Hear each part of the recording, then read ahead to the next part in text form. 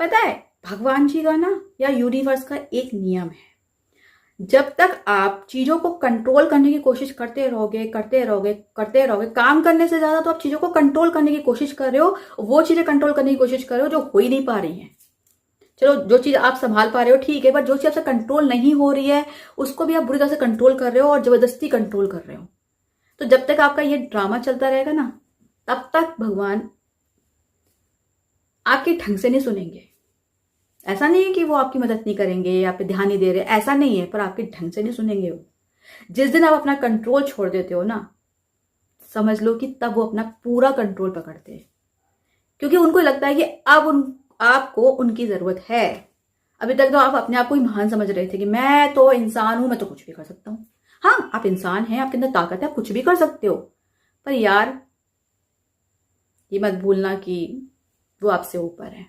ठीक है, तो जो चीजों को आप मतलब कई चीजों को आप ऐसे कंट्रोल करने की कोशिश करते हो, आप जानते हो नहीं हो पा रहा है, परेशान बहुत हो जाते हो, आप दुखी होते हो, किसी भी तरह की आप परेशानी में आ जाते हो, सोचते हो ये कंट्रोल कर लो, ओवर थिंक करने लगते हो किसी वजह से। फिर आप, क्योंकि जब कंट्रोल नहीं कर पाते हो चीजों को, तो आप ओवर थिंक करने लग जाते हो, परेशान होने लग जाते हो।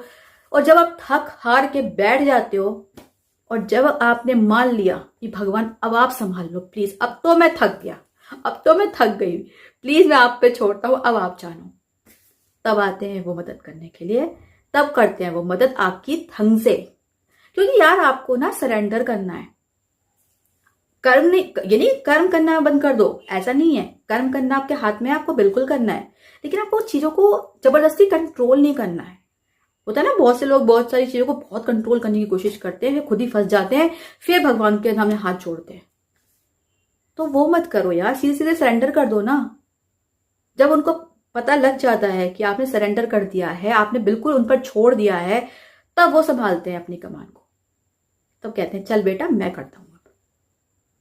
क्योंकि यार देखो, जैसे कि हमारे पेरेंट्स होते हैं, हम जब बड़े हो जाते हैं तो हम अपने चीजों को संभालने लगते हैं, बहुत सारी चीजें हम खुद ही संभालने लगते हैं।